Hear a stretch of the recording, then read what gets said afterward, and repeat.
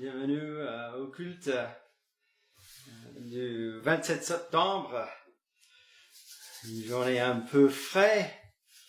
Il fait 9 degrés ici à Chalon, mais ça ne nous empêche pas de louer le Seigneur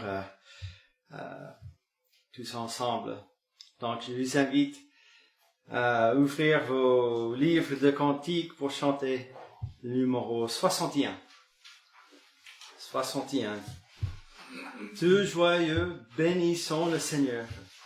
Chantons et célébrons ses louanges.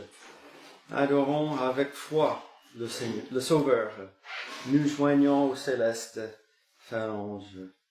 Numéro 61. Tous joyeux, bénissons le Seigneur. Chantons et célébrons ses louanges. Adorons avec foi le Sauveur. Nous joignons au céleste phalange. Gloire à Dieu, que ce chant retentisse en tout lieu. Gloire à Dieu, que ce chant retentisse en tout lieu. Dieu dans son incomparable amour, du ciel envoya son Fils unique, et la terre et les cieux dans ce jour s'unissent pour chanter ce cantique. Gloire à Dieu, que ce chant retentisse en tout lieu. Gloire à Dieu, que ce chant retentisse en tout lieu. Le châtiment qui produit la paix, Jésus-Christ l'a subi pour mon âme. Il voulut expier nos forfaits, en mourant lui sur le bois infâme. Gloire à Dieu, que ce chant retentisse en tout lieu. Gloire à Dieu, que ce chant retentisse en tout lieu. Nous voulons en retour, bon Sauveur, t'aimer par-dessus toute autre chose. Forme ton amour dans notre cœur, et qui de chacun de nous dispose. Gloire à Dieu, que ce chant retentisse en tout lieu. Gloire à Dieu, que ce chant retentisse en tout lieu. Courbons-nous devant le Seigneur dans la prière. Notre Dieu, notre Père Céleste, nous te louons pour ce grand privilège d'être réunis pour chanter tes louanges, pour joindre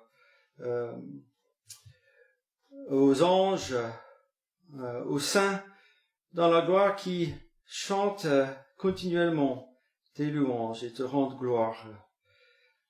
Nous voulons te aussi honorer, glorifier, adorer. Toi qui es ce Dieu tout-puissant, ce Dieu qui a créé toutes choses, ce Dieu qui est infini, qui ressemble à toutes ces galaxies, cet espace immense qui a été créé. Tu es ce Dieu de toute sagesse. Tu es ce Dieu qui règne sur toutes choses à tout moment, qui a l'autorité sur toutes choses et qui contrôle toutes choses. Ce Dieu qui a révélé son dessein éternel dans sa parole. Ce Dieu qui est juste, ce Dieu qui est saint, ce Dieu qui a posé des règles quand tu as posé cette terre et toutes ces lois de nature. Tu es ce Dieu qui demande et exige une obéissance à toute sa création. Mais tu es ce Dieu qui aussi est un Dieu de grâce qui a pourvu toutes choses dans sa création de réconcilier cet homme pécheur à toi-même, cet homme qui a été créé pour t'adorer et te glorifier. Seigneur, tu as mis en place toute cette moyen de réconciliation à toi. Tu as envoyé ton Fils, cet homme qui est venu pour faire ce sacrifice sur la croix, de ce sang versé pour ôter nos péchés. Et donc nous pouvons tenir devant toi, en Christ, notre substitut, face à ta colère. Et nous te louons, nous sommes remplis de joie et de reconnaissance que tu es venu jusqu'à nous. Et avec toute cette puissance que tu as créé toutes choses, avec cette même puissance, tu changes le cœur humain qui est dur, qui n'a pas d'intérêt pour toi, qui veut juste satisfaire lui-même. Tu changes ce cœur dur de pierre, tu le rends un cœur de chair qui, même par ton esprit, vient habiter ce cœur et qui te glorifie et qui fait ces bonnes œuvres que tu as prévues qu'il fasse pour te glorifier et pour te servir. Oh Seigneur, nous sommes bénis vraiment en toutes choses, en Jésus-Christ, toutes ces choses célestes en Jésus-Christ. Et avec cette grande expérience de cette vie éternelle dans la gloire où nous sommes en communion avec toi. Mais aussi nous sommes bénis ici-bas en attendant toutes ces grandes bénédictions que tu nous donnes en Christ chaque jour. Et même des choses qui semblent difficiles pour nous, ce sont des choses qui nous ramènent, qui nous transforment de plus à l'image de notre Sauveur même. Donc nous sommes bénis par toutes choses. Et donc nous sommes faibles et que nous demandons que par ton esprit que tu nous aides à voir toute cette grande perspective de ta grâce qui opère dans nos vies, de voir combien tu nous aimes, que tu nous protèges, que tu édifies, tu nous consoles, tout ton peuple que tu as racheté par ton Fils Jésus-Christ. Donc, que tu sois au milieu de nous, alors que nous chantons tes louanges, nous lisons ta parole, et Seigneur, que tu bénis ton peuple, que tu nous donnes la capacité de vraiment saisir ta parole, et donne-nous l'attention à l'écoute de la prédication, de cette explication de ta parole. Toutes ces choses nous demandons pour nous, ici, pour nous qui écoutent, qui sont pas ici présents avec nous, mais qui écoutent cette demande, mais nous demandons ces choses aussi pour toute ton Église sur toute la terre qui se réunit pour te glorifier, te honorer et de proclamer cet évangile, cette bonne nouvelle de salut en Jésus-Christ. Donc bénis ton Église aujourd'hui, partout. Et nous demandons ces choses en Jésus-Christ. Amen. Bien, je vous invite à ouvrir vos Bibles pour lire un passage, un psaume. Et nous allons lire le psaume 51. C'est un psaume qu'on a déjà lu plusieurs fois, certainement. Mais c'est un très beau psaume. C'est aussi un psaume solennel, n'est-ce pas?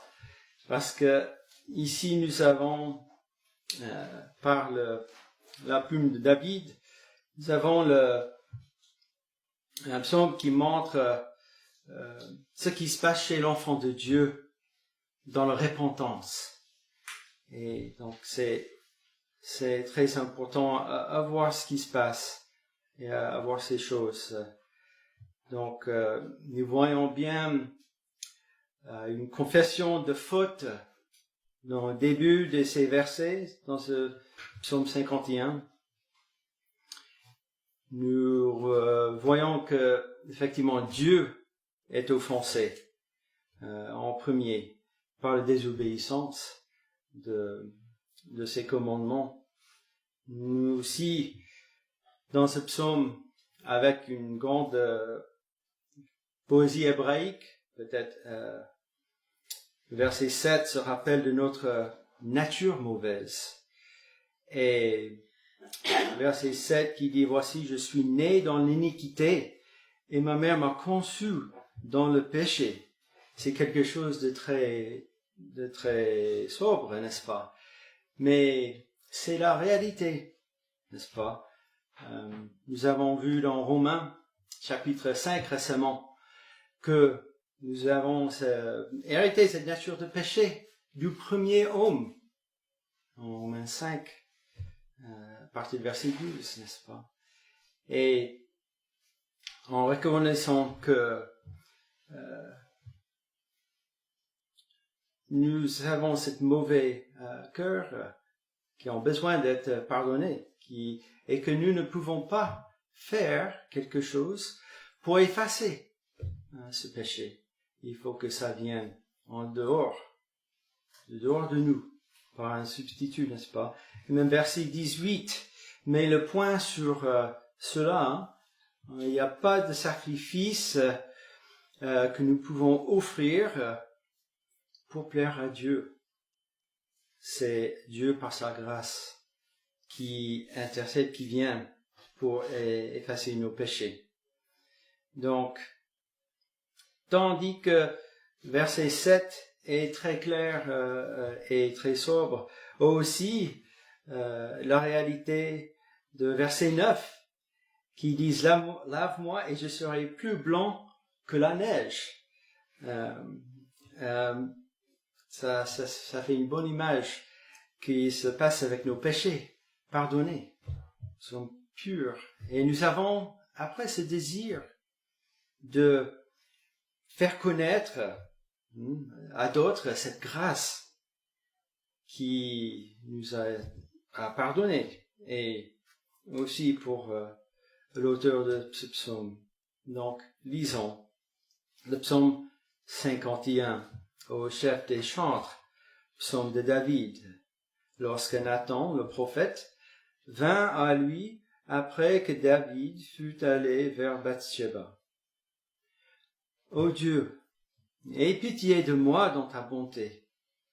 Selon ta grande miséricorde, efface mes transgressions. Lave-moi complètement de mon iniquité et purifie-moi de mon péché. Car je reconnais mes transgressions et mon péché est constamment devant moi.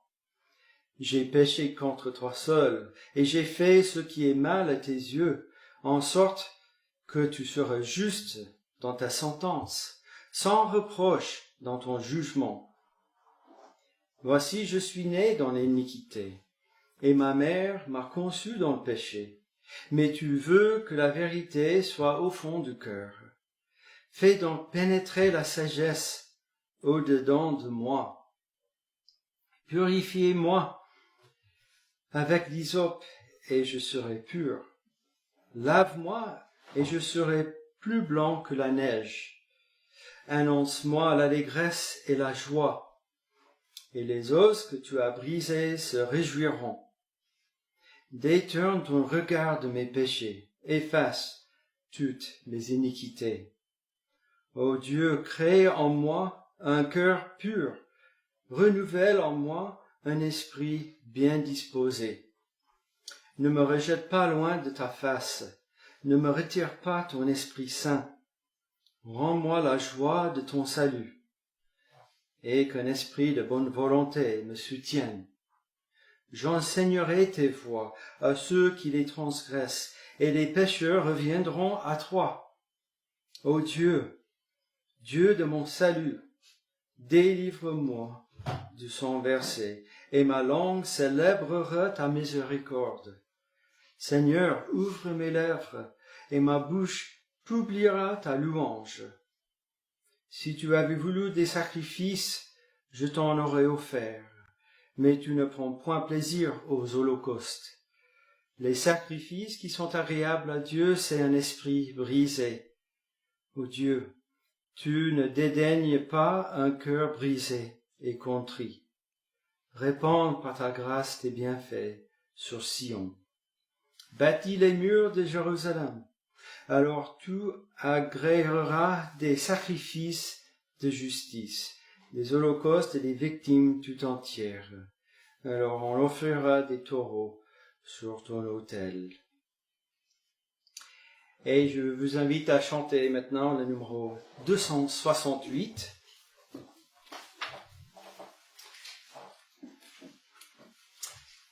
Avec cet esprit d'humilité de ce psalmiste, nous allons chanter le 268.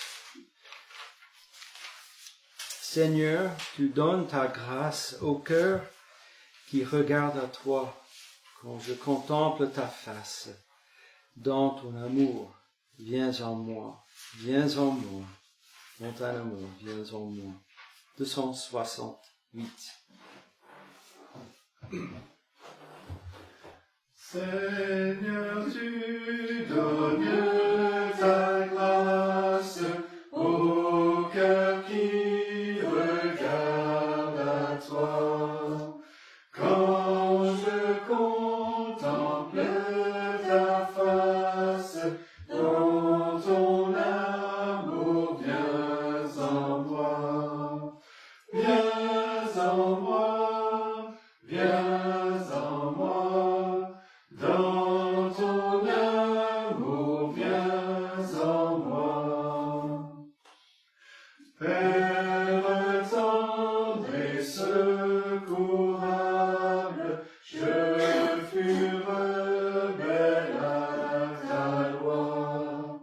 Quoique impur et misérable, ô pardonne et bénis-moi. Bénis-moi, bénis-moi, ô pardonne et bénis-moi. Rédempteur toujours propice, je veux m'attacher à toi. J'ai faim, j'ai soif de justice, je t'appelle, réponds-moi.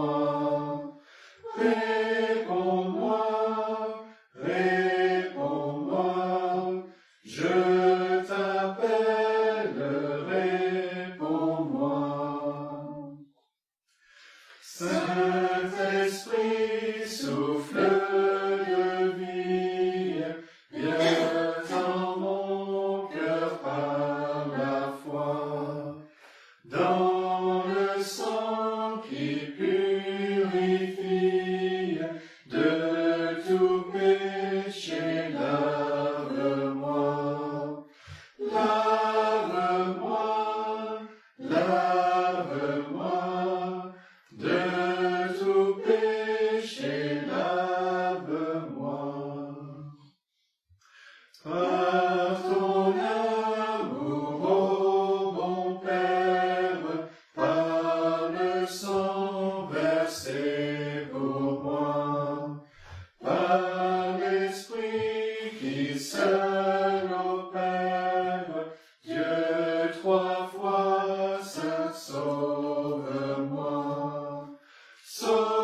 sauve-moi, sauve-moi.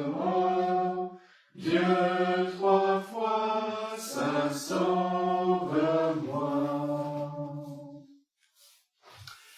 Je vous invite à ouvrir la parole de Dieu pour une lecture dans le Nouveau Testament, dans l'Évangile selon Matthieu. Et nous allons lire un autre passage très connu, bien sûr, c'est le chapitre 5. Début du chapitre 5. Ce début de le sermon sur la montagne de notre Seigneur. Et nous allons lire les béatitudes. Oui, les fameuses béatitudes. D'où vient ce mot, en fait?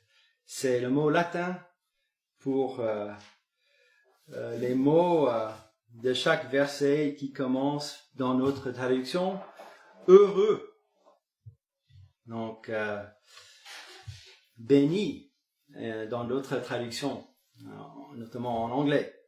Bénis sont ceux qui, et ainsi de suite. Donc, nous allons peut-être pas faire justice à le sermon sur la montagne, parce que ça va jusqu'au chapitre 7, n'est-ce pas? Donc, en quelque sorte, on est en train de lire juste l'introduction de ce sermon sur la montagne. Mais ça me fait du bien de lire ces béatitudes, et c'est notre frère Derek Dalchet qui a commencé à prêcher sur ces béatitudes quand il est venu rendre visite. Derek Dalchet est un pasteur en Suisse. C'était l'année dernière, la dernière fois, et on ne sait pas quand est-ce qu'il va pouvoir revenir pour continuer ses prédications sur les béatitudes. En tout cas, il y a 2 prédications sur le site web, si vous voulez les écouter.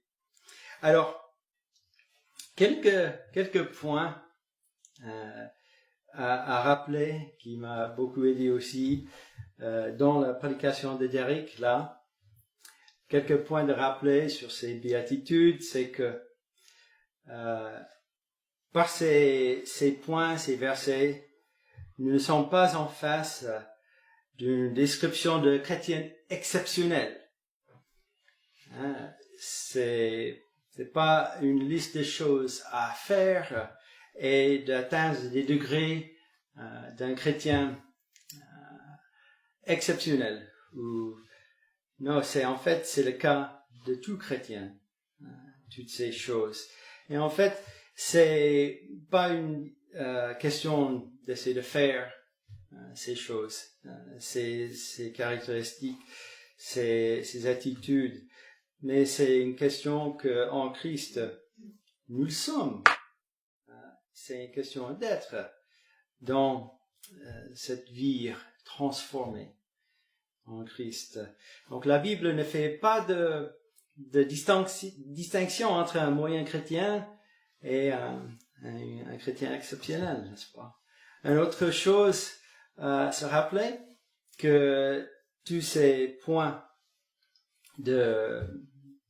descriptifs d'un chrétien, on n'est pas appelé à manifester certaines, et que certaines chrétiennes manifestent des points et d'autres non, et ainsi de suite. Et en fait, que toutes ces choses sont en fait l'essence de chacune de ces choses. Il se voit dans la vie du croyant, s'il connaît véritablement son Sauveur Jésus-Christ. Et pourquoi? Parce que la troisième chose, qu'est-ce que sont ces béatitudes en fait? Ces béatitudes sont rien d'autre que la description du caractère même de Christ dans toutes ces choses. Alors si nous sommes unis à Christ, nous aussi, nous montrons ces choses. Bien, comme nous pouvons dans notre notre chair faible, n'est-ce pas? Donc, regardez toutes ces choses dans l'esprit lorsque nous lisons ces versets. Donc, Matthieu 5, verset 1, voyant la foule, Jésus monte sur la montagne. Et après qu'il se fut assis, ses disciples s'approchèrent de lui. Puis, ayant ouvert la bouche, il les enseigna et dit, « Heureux les pauvres en esprit, car le royaume des cieux est à eux. Heureux les affligés, car ils seront consolés. Heureux les débonnaires, car ils hériteront la terre. Heureux ceux qui ont faim et soif de la justice, car ils seront rassasiés. Heureux les miséricordieux, car ils obtiendront miséricorde. Heureux ceux qui ont le cœur pur, car ils verront Dieu. Heureux ceux qui procurent la paix, car ils seront appelés fils de Dieu. Heureux ceux qui sont persécutés pour la justice, car le royaume des cieux est à eux. Heureux serez-vous lorsqu'on vous outragera, qu'on vous persécutera et qu'on dira faussement de vous toutes sortes de mal à cause de moi. Réjouissez-vous et soyez dans l'allégresse, parce que votre récompense sera grande dans les cieux, car c'est ainsi qu'on a persécuté les prophètes qui ont été avant vous. Et jusque-là, la lecture de le sermon sur la montagne. Et je vous invite à tourner la page dans votre recueil de cantiques, votre livre de cantiques, pour chanter le numéro 269. Le numéro 269. Et j'aime bien le dernier strophe que nous allons chanter. Je souligne, donne-nous, Seigneur, ta victoire. Par le secours de ton esprit, transforme-nous de gloire en gloire à ton image, ô Jésus-Christ.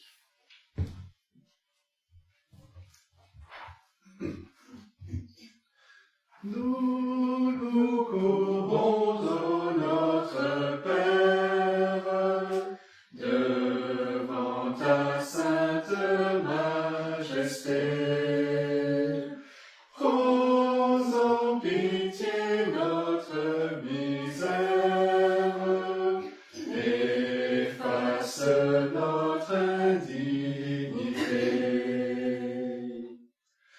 Hélas, nous faisons tous partie, nous, nos parents et nos enfants, d'une humanité pervertie,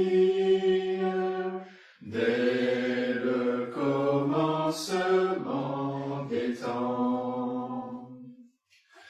Après avoir reçu ta grâce, souvent encore nous t'offensons. Quand l'adversaire nous enlace de ses coupables séductions. Donne-nous, Seigneur, ta victoire, par le secours de ton esprit. Transforme-nous de gloire en gloire, à ton image, ô Jésus-Christ.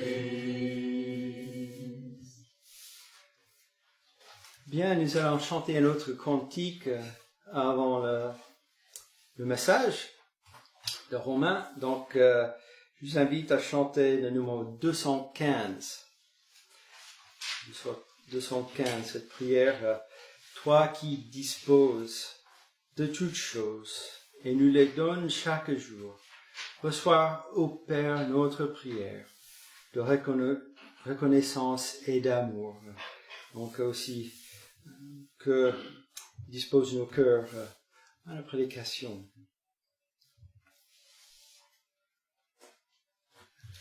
Toi qui disposes de toutes choses et nous les donnes chaque jour, reçois, ô Père, notre prière de reconnaissance et d'amour. Le don suprême que ta main sème, c'est notre pardon, c'est ta paix et ta clémence, trésor immense et le plus grand de tes bienfaits. Que par ta grâce, l'instant qui passe, c'est à nous rapprocher de toi, et que chaque heure vers ta demeure, nos cœurs s'élèvent par la foi.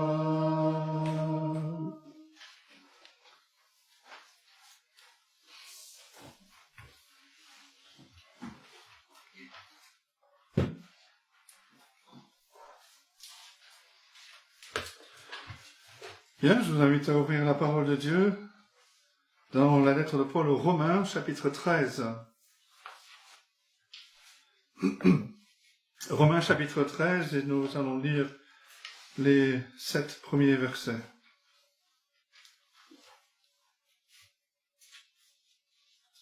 Romains, chapitre 13, et commençons au verset 1. Voici la parole de Dieu. Que toute personne soit soumise aux autorités supérieures, car il n'y a point d'autorité qui ne vienne de Dieu, et les autorités qui existent ont été instituées de Dieu. C'est pourquoi celui qui s'oppose à l'autorité résiste à l'ordre que Dieu a établi, et ceux qui résistent attireront une condamnation sur eux-mêmes. Ce n'est pas pour une bonne action, c'est pour une mauvaise que les magistrats sont à redouter. Veux-tu ne pas craindre l'autorité? Fais le bien, et tu auras son approbation. Le magistrat est serviteur de Dieu pour ton bien.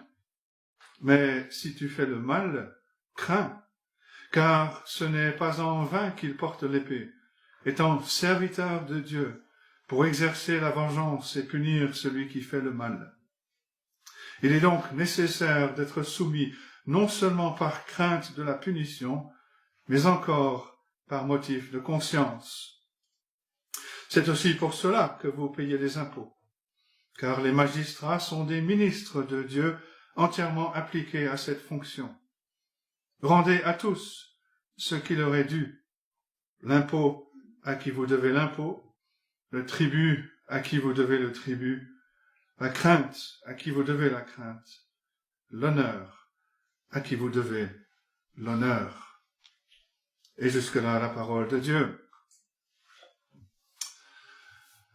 Une des choses les plus remarquables au sujet de l'Évangile, c'est que l'Évangile est à l'œuvre, l'Évangile agit partout.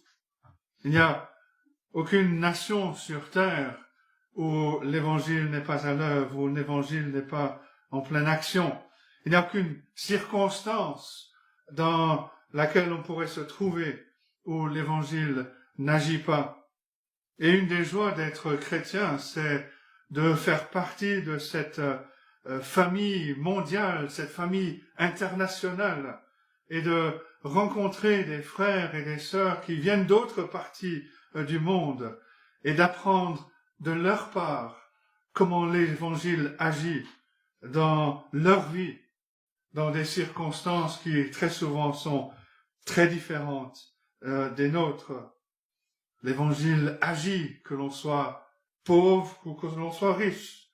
L'Évangile agit, que l'on ait reçu une éducation longue ou pas ou peu d'éducation. L'Évangile agit, qu'on l'on soit ici en Occident ou en Orient, au nord ou au sud. Et il n'y a aucune forme imaginable de gouvernement politique sur lequel l'Évangile ne pourrait pas agir. L'Évangile agit sous une monarchie, il agit sous une république, il agit sous une oligarchie, il agit sous une démocratie, il agit sous le communisme, il agit même dans les pays qui sont sous la domination de l'islam. Il n'y a aucun lieu où l'Évangile n'agit pas.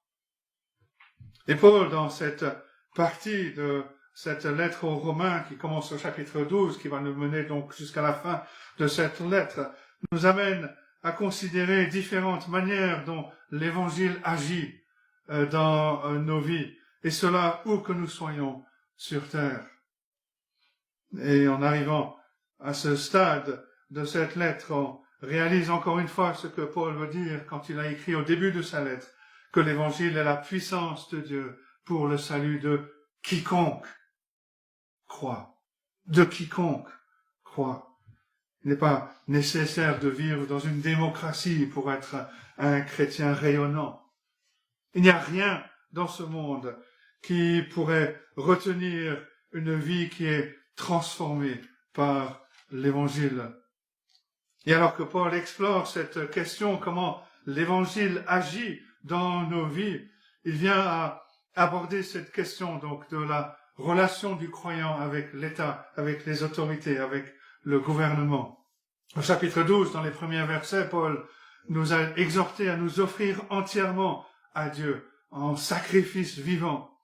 Il a montré ensuite comment l'Évangile transforme nos dispositions à l'égard de nous-mêmes, comment l'Évangile transforme nos relations à l'intérieur de l'Église, comment l'Évangile fait une différence à l'égard de ceux qui nous opposent. Et maintenant, Paul va un peu plus loin et il regarde comment l'Évangile nous fait penser, nous fait agir à l'égard du gouvernement, à l'égard des autorités qui sont au-dessus de nous et sous lesquelles nous vivons. Beaucoup de commentaires modernes ne voient pas le lien entre cette section que nous venons de lire et ce que Paul a dit précédemment dans cette lettre. Et pourtant, c'est clair que quand Paul écrit cette lettre, il écrit à des personnes qui vivent dans deux mondes. Ils sont en Christ, ils sont saints par vocation, ils font partie du royaume de Christ, ils ont été transférés dans le royaume de Christ. Mais en même temps, ils vivent à Rome. En même temps, ils vivent dans ce monde. Il est donc inévitable que dans son exposé, Paul soit amené à considérer cette question. Qu'est-ce que cela veut dire? Qu'est-ce que cela entraîne de vivre en tant que chrétien à Rome, à ce moment de l'histoire, avec l'ombre de l'empereur Néron, qui se fait de plus en plus sentir? Qu'est-ce que cela veut dire d'être saint au milieu de l'Empire romain qui n'est pas saint? Et on peut l'appliquer à nous-mêmes. Qu'est-ce que cela veut dire de vivre en tant que chrétien au milieu d'un monde impie, d'un monde incrédule? Et Paul va traiter cette question de façon très générale, en nous donnant des principes que l'on peut appliquer sur n'importe quel type de gouvernement. Paul répond à cette question: comment, en tant que chrétiens, pouvons-nous élaborer notre engagement chrétien au milieu de ce monde incroyant? Parce que, je ne sais pas si vous l'avez pas remarqué, mais je vais vous le dire nous ne sommes pas encore au ciel. Nous ne sommes pas encore au ciel. Et une des choses qui préoccupait l'apôtre Paul, et qui l'a surtout préoccupé, par exemple, dans sa lettre aux Corinthiens, c'était que des chrétiens qui voyaient que leur vie avait été tellement changée, transformée, que leurs pieds ne touchaient plus le sol. Et aujourd'hui encore, des personnes disent que le monde ne peut plus les toucher, ils sont tellement au-dessus du sol, ils sont à 33 000 pieds. Mais on ne vit pas la vie chrétienne à 33 000 pieds, à moins d'être dans un avion. On vit la vie chrétienne ici et maintenant sur terre, dans la réalité, dans la boue de ce monde dans lequel nous sommes. Et Paul souligne cela dans ses chapitres. Comment vit-on la vie chrétienne dans un monde qui est troublé et qui est trouble? Peut-être qu'il y avait des croyants qui commençaient à croire, si nous appartenons à un royaume qui n'est pas de ce monde, pourquoi devrions-nous payer des taxes et des impôts à un royaume qui est de ce monde? Des croyants encore aujourd'hui qui pensent cela. Et Paul nous dit non, mais soyez réalistes. Vivez sur terre. Vous êtes encore sur terre. Nous sommes encore dans ce monde. Nous sommes appelés à servir Christ dans ce monde. Pas dans un monde fantaisiste que l'on aimerait, où tout serait facile, pour nous, où nos principes fonctionneraient pour être mis en pratique sans aucun problème. Parce que dans ce cas, comment pourrions-nous être des témoins envers ce monde dans lequel nous sommes? Nous savons que, à partir du contexte de Romains, qu'il y avait déjà à cette époque un peu d'agitation à Rome. L'empereur Claude avait expulsé les Juifs vers l'an 50 après Jésus-Christ. Et c'est en fait une raison qui a amené Aquilas et Priscille ou Prisca à rencontrer l'apôtre Paul. Ils avaient été expulsés de Rome. On lit cela par exemple en Actes 18, les versets 1 et 2.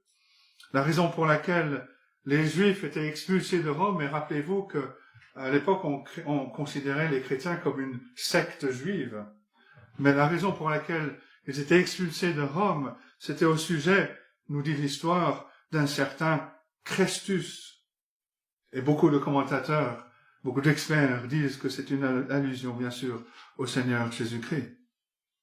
Il y avait des tensions déjà à Rome concernant la vie chrétienne au milieu de l'Empire, au cœur même de l'Empire romain.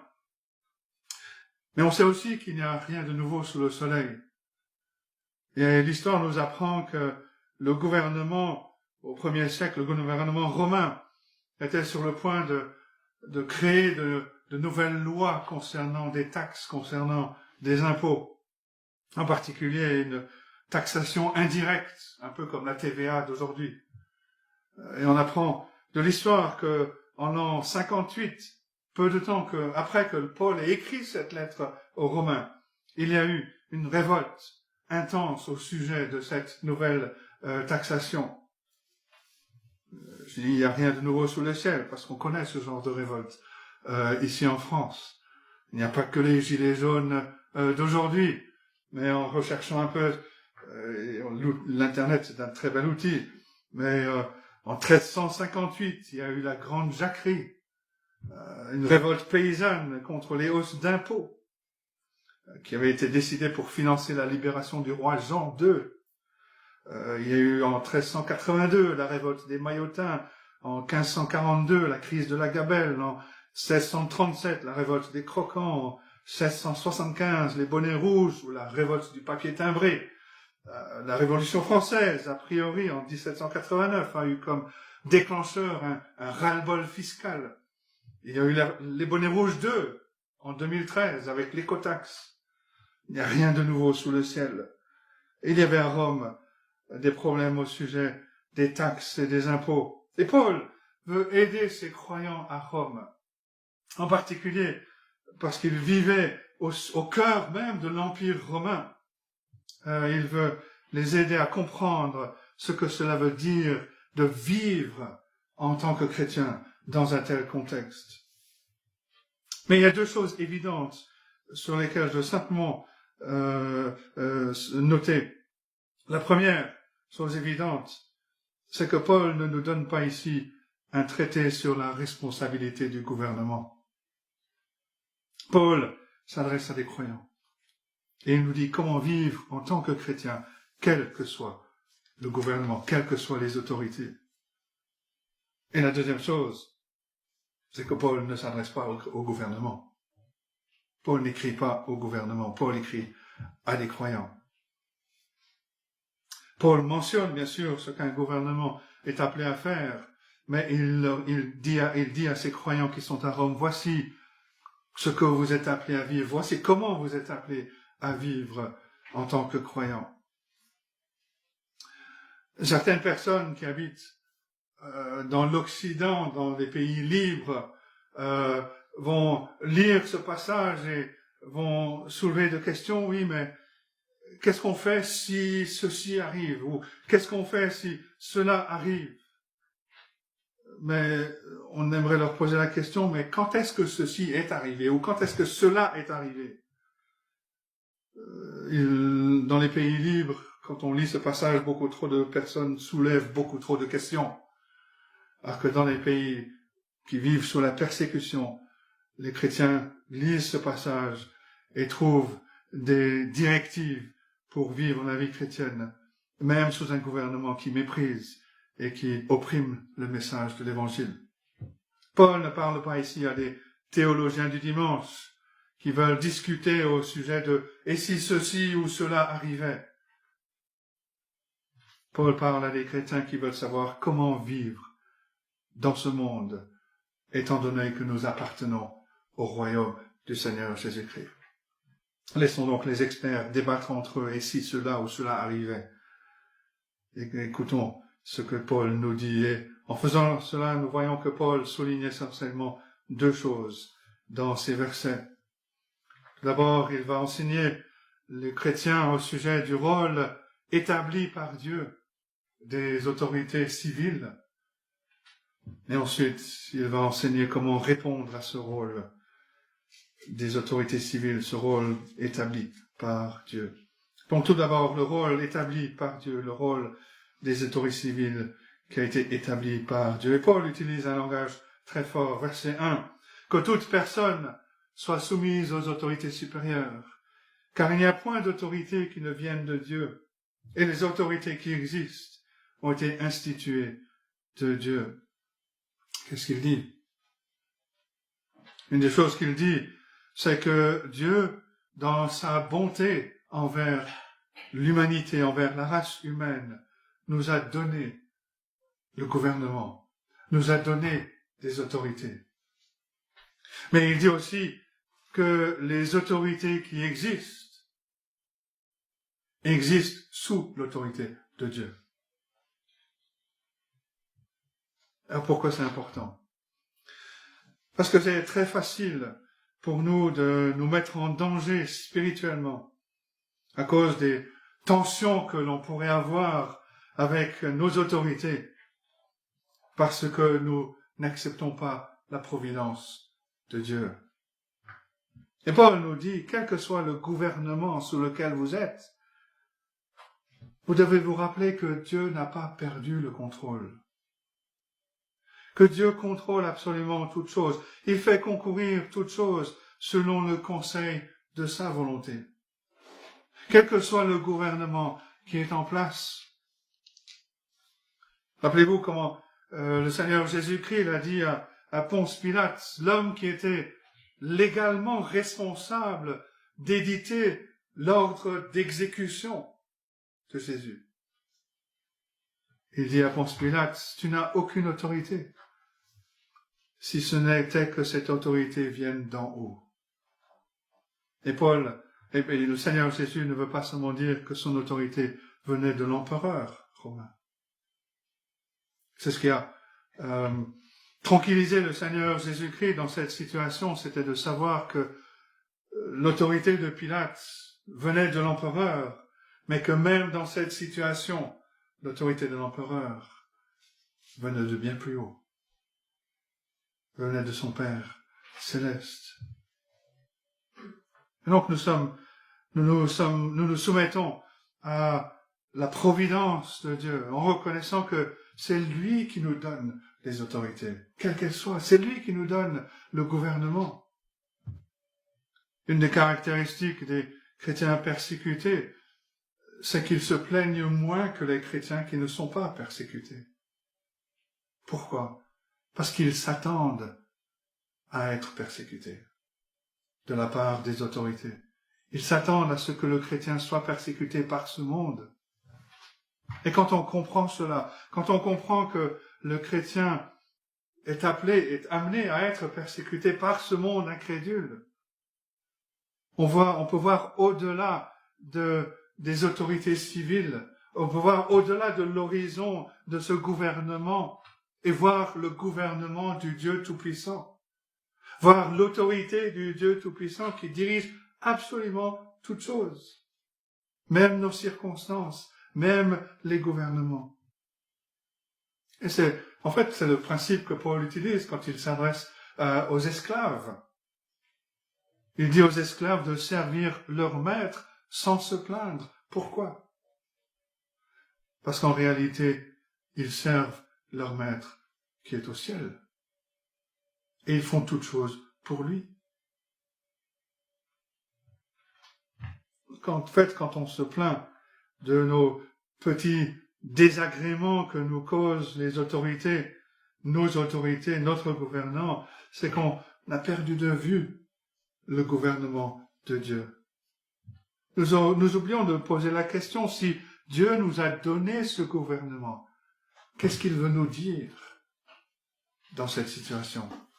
Qu'est-ce qu'il veut nous dire en nous donnant ces autorités? Comment est-ce que comment va-t-il transformer nos vies en nous donnant ce gouvernement, en nous emmenant dans cette situation? Le gouvernement est établi par Dieu. Les autorités civiles viennent de Dieu. Leur autorité vient de Dieu. Et Paul rajoute, verset 3, que cela est pour notre bien. Ce n'est pas pour une bonne action, c'est pour une mauvaise que les magistrats sont à redouter. Veux-tu ne pas craindre l'autorité? Fais le bien.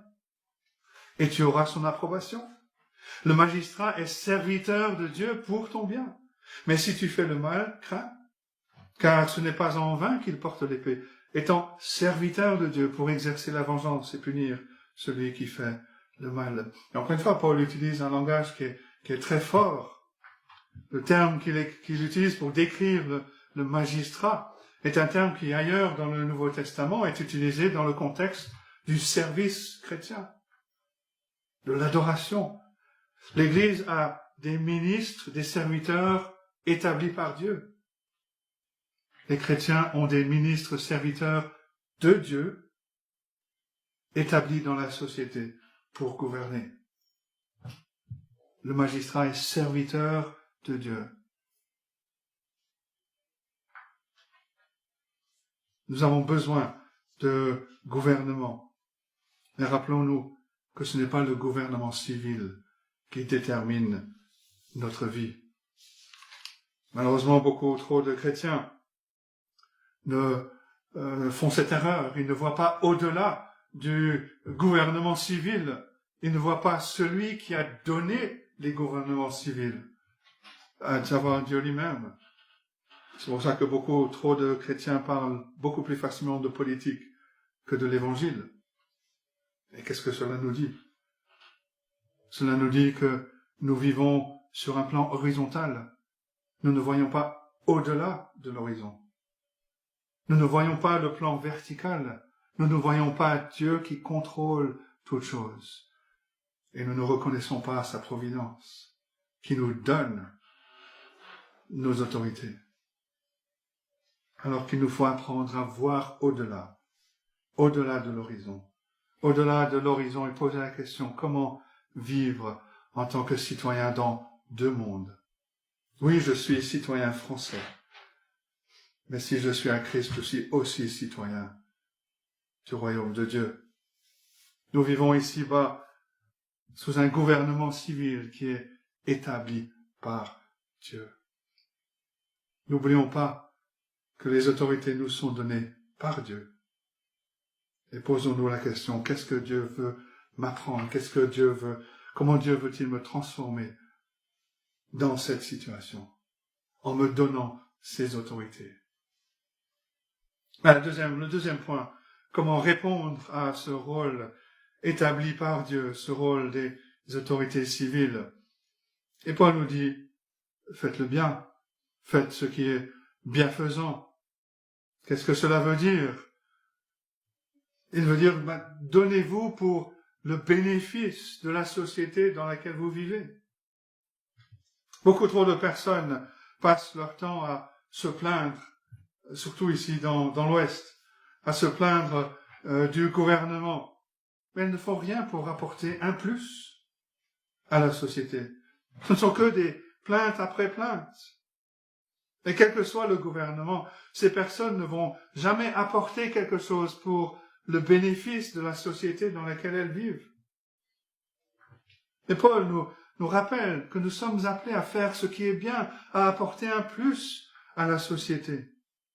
Et on pourrait le voir dans toutes les Écritures. Je pense en particulier à ces paroles de Jérémie au peuple à Babylone.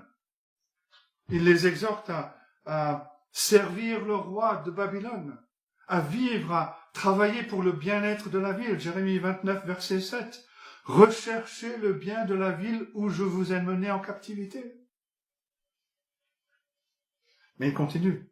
Et priez l'Éternel en sa faveur, parce que votre bonheur dépend du sien. Priez l'Éternel en sa faveur, parce que votre bonheur dépend du sien. Il faut qu'il y ait cet équilibre entre, effectivement, on peut reprocher certaines choses, mais d'un autre côté, il faut que nous soyons impliqués en faisant le bien, en priant pour les autorités, en priant pour le gouvernement, en rechercher le bien de la ville où nous sommes, du pays où nous sommes, de la région où nous sommes. Ces chrétiens auxquels s'adresse l'apôtre Paul, ces chrétiens à Rome auraient pu dire, nous avons vu certaines tendances chez Néron, nous avons vu d'autres empereurs romains. Paul, toi, tu as souffert, Romain des Romains, alors que tu es citoyen romain. Alors on doit se battre. Et Paul dit, non, il n'est pas question de se battre. Il est question de servir. Les seules armes avec lesquelles nous nous battons sont des armes spirituelles. Nous avons l'épée, nous avons la parole de Dieu, nous avons la prière. Les chrétiens qui sont à fond dans la politique sont souvent absents des réunions de prière parce que leurs armes sont charnelles. Leurs armes sont sur le plan horizontal. Et Paul nous dit au verset 5, il est donc nécessaire d'être soumis, non seulement par crainte de la punition, mais encore par motif de conscience. Pourquoi est-ce qu'il dit par motif de conscience? Les autorités n'ont rien à faire avec notre conscience. Le gouvernement n'a aucun droit envers ma conscience. Alors pourquoi est-ce que Paul dit que nous devons nous soumettre aux autorités par motif de conscience? C'est parce que nous avons vu au-delà de l'autorité civile. Nous avons vu celui qui contrôle toutes choses. Parce que nous le connaissons, et nous nous soumettons à cause de lui. Nous nous soumettons pour lui. Dieu nous appelle son peuple à être une culture alternative.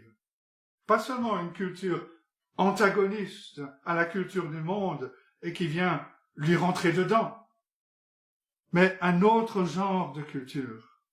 C'est ce que le Seigneur Jésus-Christ a dit à Ponce Pilate quand il s'est tenu devant ce représentant de la puissance de l'Empire romain. Il a dit à Ponce Pilate, mon royaume n'est pas en train de donner des coups de tête à ton royaume. Parce que mon royaume n'est pas de ce monde. Mon royaume opère sous tous les gouvernements de ce monde.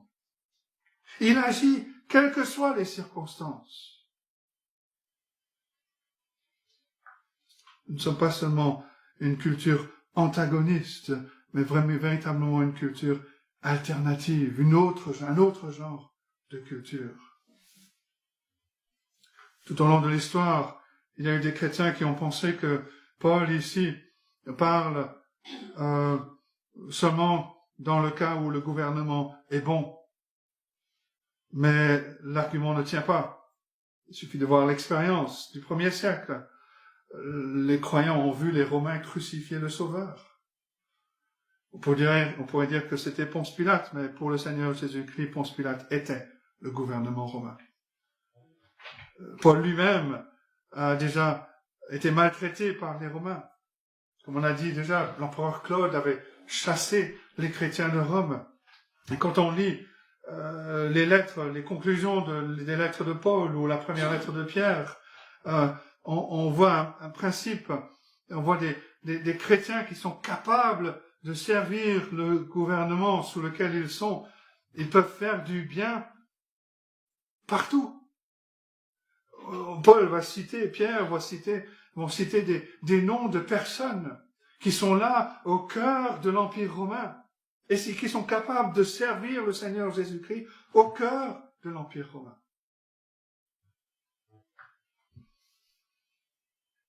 Mais que dirait-on, ou que dirait-il, si on leur demandait de faire quelque chose contraire à la loi de Dieu? Qu'est-ce que nous ferions? Nous sommes appelés à faire ce que Dieu dit et à accepter les conséquences qu'apporte ce gouvernement, parce qu'on est prêt à souffrir pour la vérité. Et là, on pourrait retracer et revoir toute l'histoire de la parole de Dieu et voir cela. On se rappelle des sages-femmes hébreux qui ont caché les enfants en Israël, en Égypte. Elles ont été soumises à ce désir de Dieu pour la vie. Ils ont dit aux Égyptiens, vous savez, ces garçons hébreux, ils naissent tellement rapidement qu'on a du mal à suivre avec tous les accouchements. On peut penser aux 3 compagnons de Daniel. Qu'est-ce qu'ils ont dit? Daniel 3, verset 17.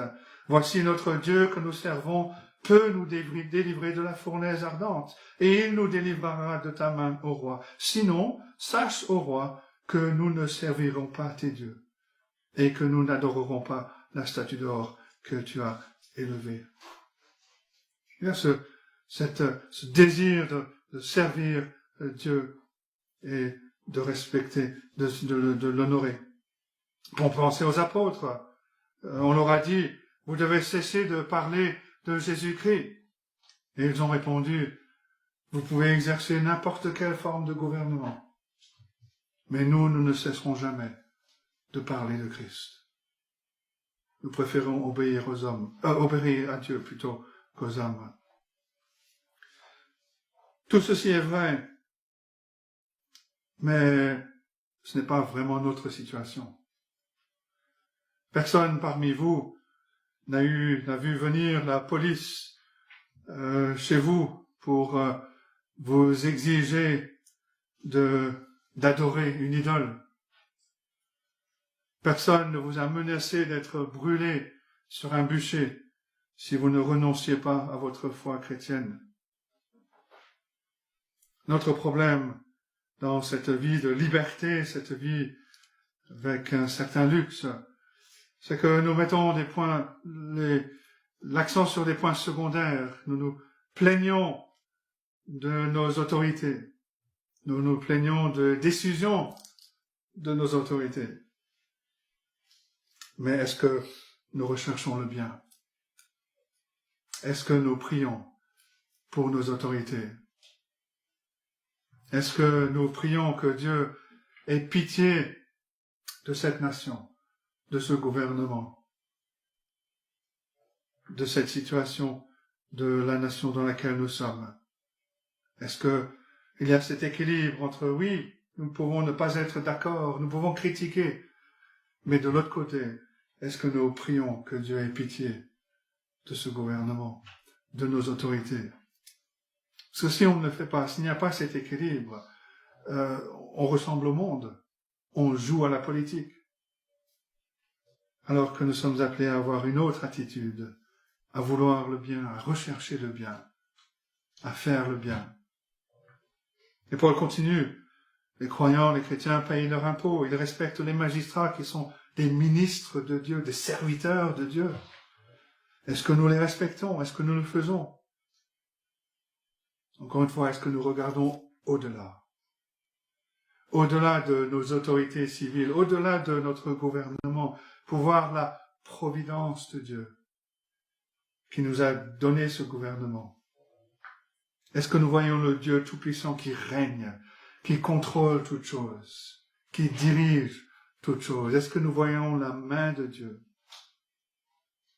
Ou est-ce que nous nous contentons de lire ce que les journaux nous disent? Il faut davantage croire ce qu'on lit dans la parole de Dieu que ce qu'on lit dans les journaux. Notre Dieu règne. Et Paul nous rappelle que notre priorité, nos yeux ne doivent pas être fixés sur ces autorités qui ont été données par Dieu et qui sont là pour le bien de la nation.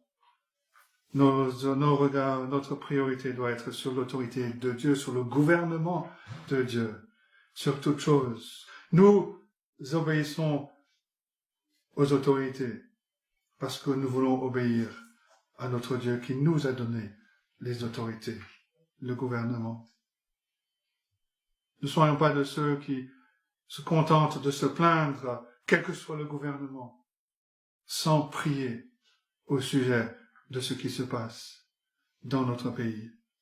Ne soyons pas de ceux qui critiquent sans servir. Sinon, ce ne sera qu'une autre forme de la même société dans laquelle nous vivons. Des personnes simplement avec des opinions différentes, alors que nous sommes des personnes avec un maître différent. Nous appartenons au roi des rois. Est-ce que nous prions pour ceux qui sont au-dessus de nous? Nous sommes appelés à être un autre genre de communauté. Une communauté qui vit d'une telle façon que ceux qui sont autour de nous voient que, quelles que soient les circonstances, notre Dieu règne. Et notre vie manifeste que nous sommes conscients que notre Dieu règne. Que Dieu nous aide à être cette autre communauté, à être les meilleurs citoyens dans ce monde, ceux qui recherchent le bien de la ville, le bien de la région, le bien du pays dans lequel nous sommes, où Dieu nous a placés, qui prient pour les autorités que Dieu nous a données et qui reconnaissent en toutes choses la providence de Dieu. Que Dieu règne en toutes choses. Que Dieu bénisse sa parole à nos cœurs ce matin. Amen.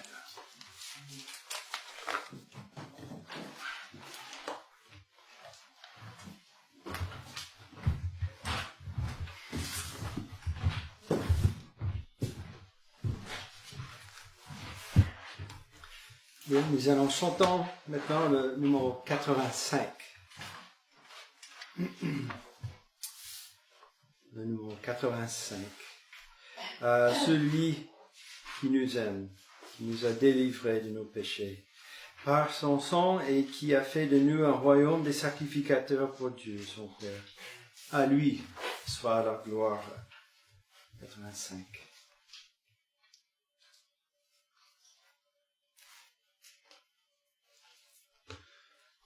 Celui qui nous aime, qui nous a délivrés de nos péchés par son sang et qui a fait de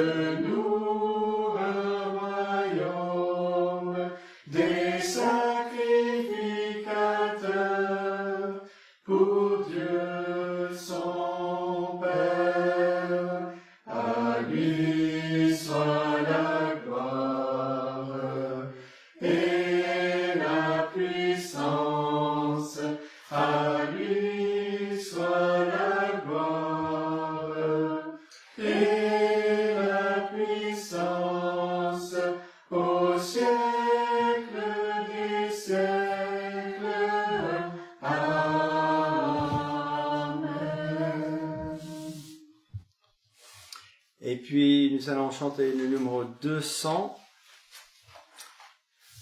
Numéro 200 pour la bénédiction. La référence de ce petit cantique se trouve dans le livre des Nombres. Nombres, chapitre 6, où Moïse parle à Aaron. Et il dit, Aaron, que l'Éternel te bénisse et qu'il te garde, que l'Éternel fasse luire sa face sur toi et qu'il t'accorde sa grâce, que l'Éternel tourne sa face vers toi et qu'il te donne la paix.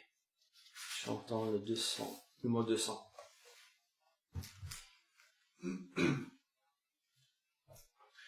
Que la grâce de Dieu soit sur toi, pour t'aider à marcher dans ses voies.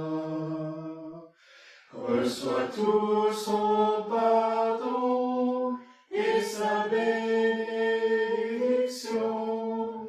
Va en paix dans la joie, dans l'amour.